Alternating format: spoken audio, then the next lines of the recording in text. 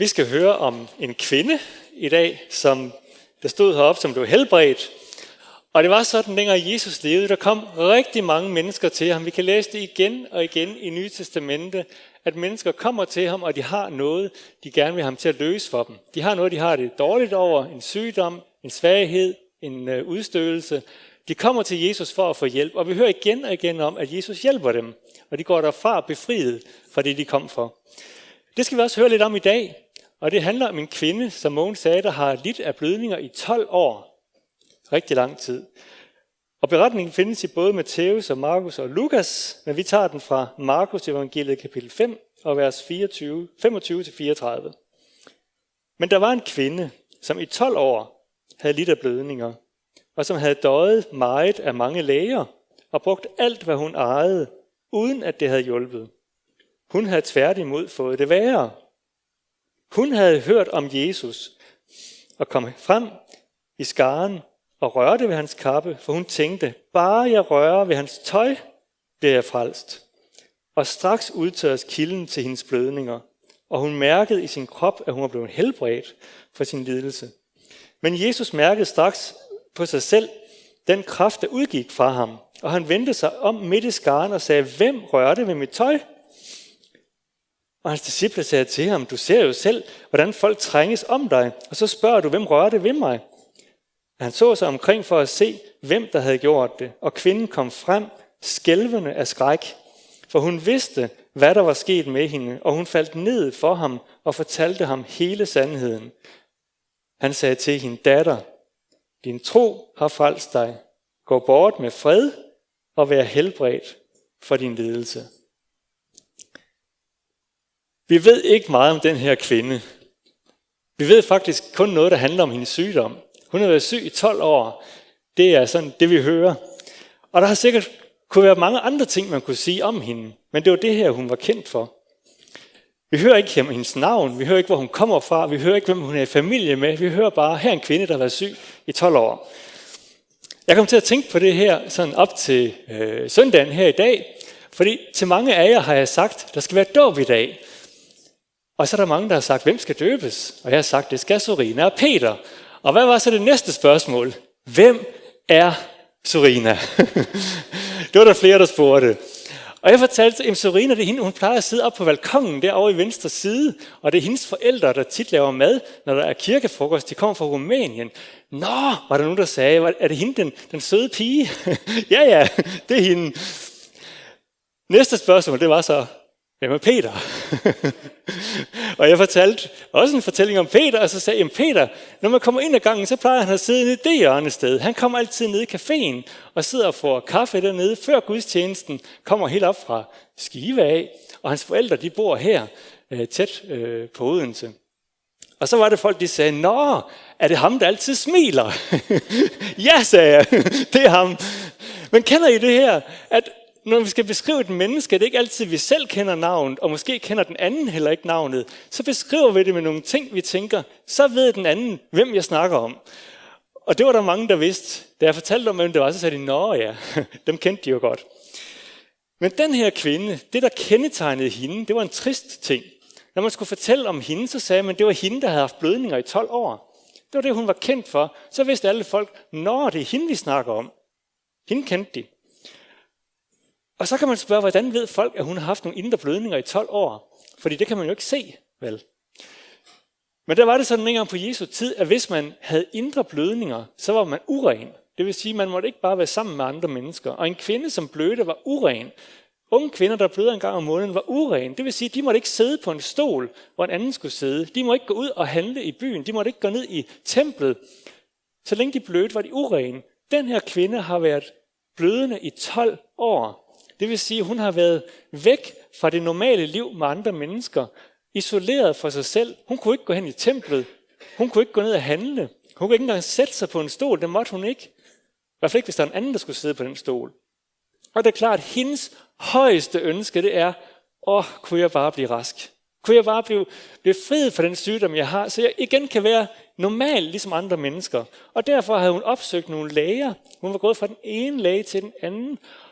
Og dengang var der ikke noget, der hed sygesikringsbevis, vel? Så man kunne ikke sådan lige aflevere, og så siger man, du kommer bare indenfor. Man skulle betale penge hver gang. Så hun går til en læge og spørger, kan du hjælpe mig? Og lægen siger, ja, det kan jeg. Og hun giver nogle penge, og så gør han et eller andet ved hende. Måske giver han hende noget at drikke. Måske skulle hun lave nogle fysiske øvelser. Måske skulle han skære i hende. Vi ved det ikke, men vi ved, at efter hun gik væk fra lægen, så fik hun det ikke bedre. Så hun går til den næste læge, og den næste læge, og den næste. Mange læger står der, hun har været ved. Hver gang siger de, jeg kan hjælpe dig, bare betale nogle penge, så kan jeg hjælpe dig. Og hun prøvede alle dem, hun kunne prøve, og hun havde ikke fået det bedre. Der står faktisk, hun havde fået det værre. Det, som de læger har gjort ved hende, havde gjort hendes situation endnu værre, end den var, før hun kom til dem. Men der skete en ting mere også, fordi hver gang skulle hun betale de penge, og da hun var ved den sidste læge, havde hun brugt alt, hvad hun ejede, står der. Hun havde ingen penge tilbage.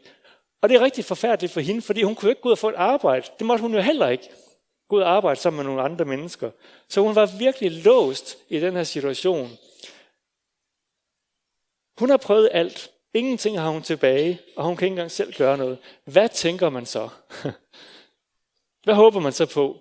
Man håber på et mirakel, ikke også? At der sker et eller andet, som man ikke kunne have forudset, for de læger der, de kunne ikke gøre noget, og nu er der ikke andre tilbage. Men måske Jesus, et mirakel, det var for det, hun håber på, der kan ske gratis. Jeg kommer til at tænke på, at der er nok ikke nogen af os, der har prøvet den sygdom her, som kvinden hun har. Men vi har måske prøvet noget andet. Det kan også være, at vi har en sygdom, og vi har gået til den ene læge efter den anden læge, og det hjælper ingenting, og de siger, at vi kan ikke gøre mere for dig. Det kan også godt være, at vi har haft problemer med økonomien, og vi har prøvet det ene, og vi har prøvet det andet, og det lykkes ikke at få det op at stå. Det kan være, at vi har prøvet en uddannelse, vi gerne vil ind på, et arbejde, vi gerne vil have, og lige meget hvor meget vi prøver at få det, vi får ingenting. Så kan vi godt stå i en situation ligesom hende og tænke, jeg er låst. Hvad skal jeg gøre? Der må ske et mirakel. Det, der er budskabet her igennem den her kvinde til os i dag, det er, at der er håb, og Jesus kan gøre mirakler. Tror vi det? Tror vi på, at han kan gøre det? Alle jer og os, som sidder i den her situation, og det ser lidt håbløst ud. Er der et mirakel? Tror vi på, at Jesus kan gøre det? Det kan godt være, at du sidder og tænker, jo, jeg tror på det. Jeg tror på, at han kan gøre det. Og det kan også være, at du siger, at jeg kan altid bede en bøn, det kan der ikke ske noget ved. Der er noget, jeg har lært ved at have børn, og det er, at når børn siger ja, så betyder det nej. Og jeg oplever det igen og igen, når jeg spørger dem om noget, de siger, ja, det skal jeg nok. Det sker bare aldrig. Og derfor siger jeg igen og igen til mine børn, hvis de siger ja, så siger jeg, nej, du skal ikke sige ja, du skal sige ja. Og så skal du gøre det. Og de kender det efterhånden så godt, at de siger ja, nu synes de bare, det er sjovt at sige det, for de ved, hvordan jeg reagerer. Men sådan gør vi tit, også når vi kommer til Jesus, og hvis nogen spørger, tror du dybest set, Jesus kan hjælpe dig? Så kan det godt være, at du siger, ja, det tror jeg. Men hvis han gør det, så bliver du overrasket. Så tænker du, hvad nu det? Det havde jeg da ikke regnet med, at det ville ske. Sådan tror jeg, vi har det. Vi tror egentlig på det sådan, ja-troen. Men ikke sådan, at vi griber det, så siger selvfølgelig, i morgen sker det. I overmorgen sker det. Om et år, så gør det. Så sker det. Men den her kvinde, hun kommer til Jesus, og hun kommer ikke med et ja. Hun kommer med et klokkeklart ja. Jeg tror på det. Bare jeg får lov at røre ved ham, så sker det. Det er den tro, hun har. Vi hører faktisk 2 ting om hende her i teksten. Vi hører, at der bliver fortalt om hende, at hun har hørt om Jesus, står der. Og bagefter står der, at hun tænkte, bare jeg rører ved hans tøj, så bliver jeg frelst. Og det med, at hun har hørt ved Jesus, hørt om Jesus, det betyder jo, at hun har hørt om de mennesker, der er kommet til Jesus, og som har fået det bedre. Det ene menneske efter det andet er kommet med sine sygdomme og med sine dårligdomme og alt muligt, og de er blevet hjulpet alle sammen. Det har hun hørt. Og så tænker hun, hvis Jesus kan hjælpe alle de andre mennesker her, så må han også kunne hjælpe mig. Og hun ikke bare tror på det, hun handler på det, og hun siger, jeg skal bare røre ved ham. Så sker det. Og der er faktisk et rigtig godt ord i Matthæus, hvor beretningen også er, og det er jo, hun siger, bare jeg rører ved kvasten af hans kappe. Det vil sige, når der er så en kappe, han har på, og så er der sådan nogle små kvaster der for neden. Det er ikke en rigtig del af kappen, det er bare sådan nogle, der hænger der for neden. Og hun tænker, bare jeg rører lige ved kvasten, bare snitter den, så bliver jeg rask. Det er hendes tro. Mere skal der ikke til. Og jeg tænker, at have sådan en tro, at Det er ikke noget med, at hun skal rigtig tæt på ham. Det er ikke noget med, at hun skal kunne mærke hans hud. Det er ikke noget med, at hun skal omfavne ham. Det måtte hun heller ikke. Det er bare noget med lige at kunne snitte ham. Så tror hun på, så sker det. Jeg tænker, hvis vi har sådan en tro på Jesus, at bare vi lige får antydet for ham, hvad det er, bare vi lige får nævnt det for ham, så sker der noget. Det er da fantastisk at kunne have sådan en tro. Hun har den i hvert fald, og det er ikke sådan et ja, det er et fuldgyldigt ja. Jeg tror på, at han kan gøre det. Nu sagde Mogens, at i dag er der også mange mennesker, der bliver helbredt, og det er jo sandt. Det var jo ikke kun dengang, at Jesus han levede, at mennesker oplevede mirakler. Vi ser det heldigvis også i dag. Og vi hører om personer igen og igen, som er blevet hjulpet på den ene eller den anden måde af Jesus. Og jeg sad og tænkte på det hjemme, hvis nu man stiller folk på en lang række, og så alle dem, der har fået hjælp af Jesus, stiller vi på en lang række her, bag hinanden, og så fortsætter vi, måske ikke over åen, men så en anden vej. Så fortsætter vi den vej. Alle de mennesker, der har fået hjælp, hvor lang vil den række blive? Jeg tror, det er millioner af mennesker, som siger, jeg har fået hjælp af Jesus. Og der er garanteret rigtig mange af jer, nu hørte vi nogle vidnesbyrd her, men også mange af jer andre, som siger, jeg har fået hjælp af Jesus. Jeg kan huske det, da han gjorde noget for mig. Jeg bad til ham, og han hørte min bøn. Og det er fantastisk, når vi oplever det, at det sker. Men jeg tror også bare, at der er mange, som står ved siden af den her kø og tænker, jeg står ikke i den kø lige nu.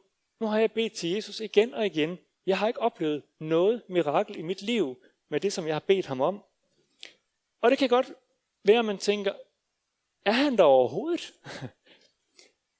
Men man kan også måske tænke, jamen, han har måske hørt mig. Måske handler han bare på en anden måde.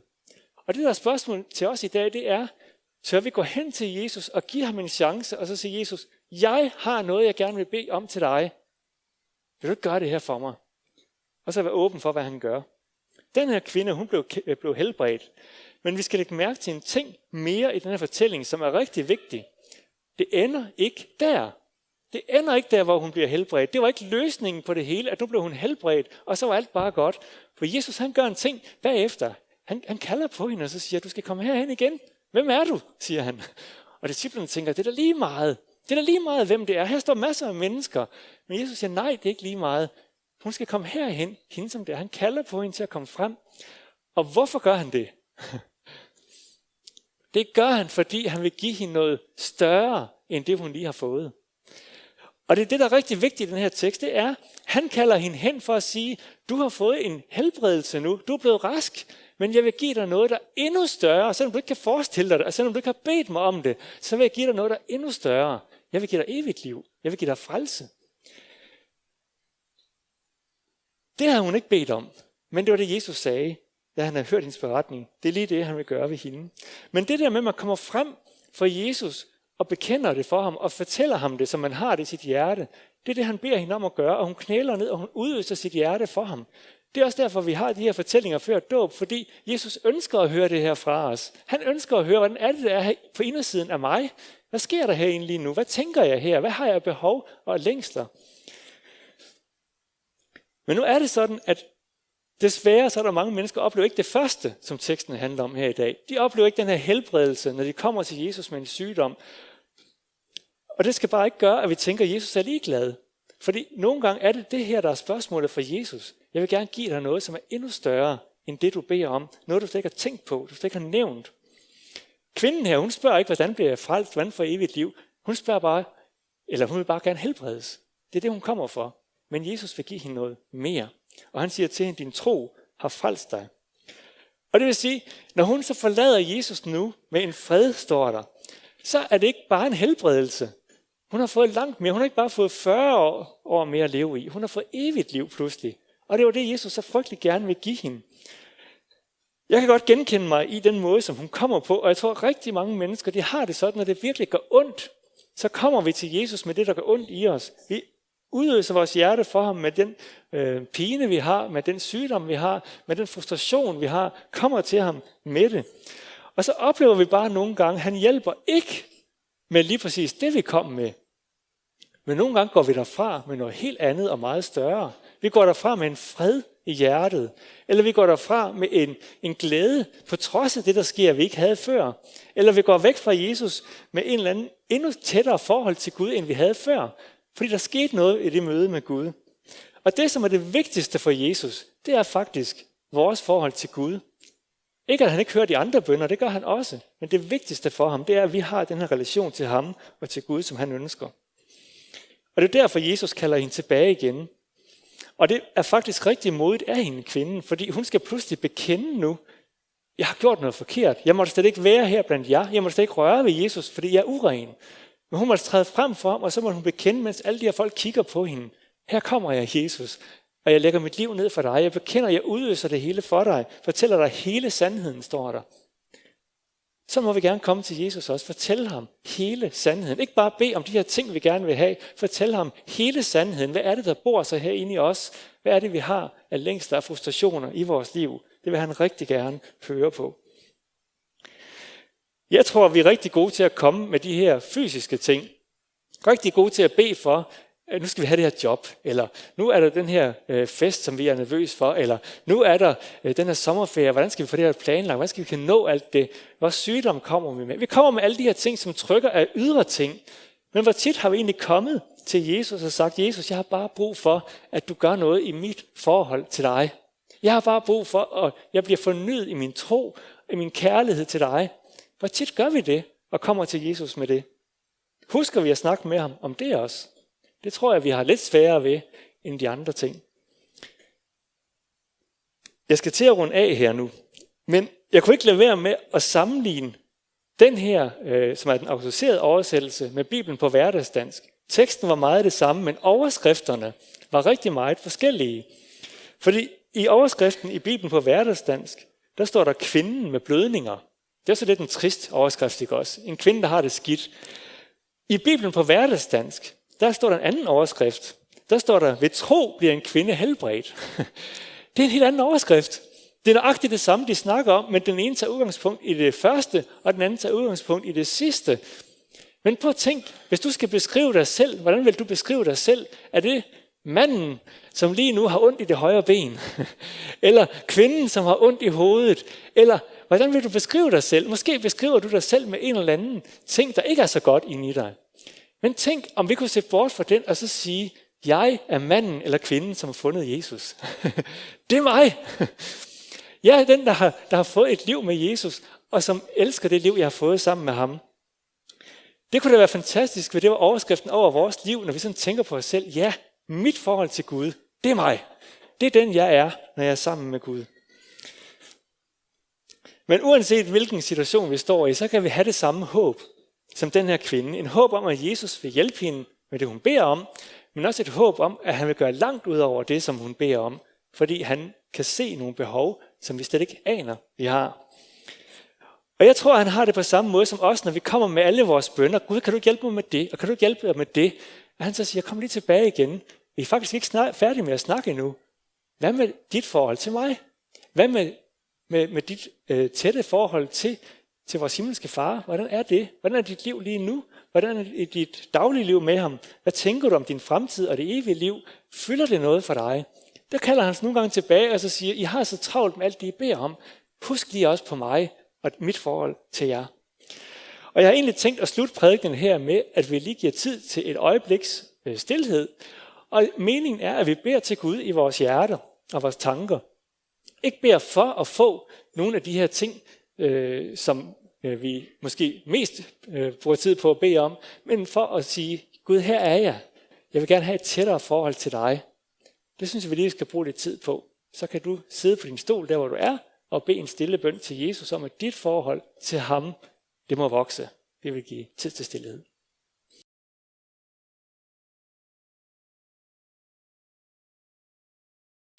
Vi siger dig tak, fordi du er en Gud, der hører alt. Tak fordi hver en bøn, vi sender op til dig, den hører du. Også selvom du ikke opfylder den bøn, vi lige kommer med. Nu stiller vi os også frem for dig, og vi beder os om, at du vil gøre det, som er det vigtigste i vores liv. Det ved du, for du er Gud. Bed sådan om, at du også vil åbne vores tanker og vores hjerter for dig, så at du må fylde mere og mere i vores liv.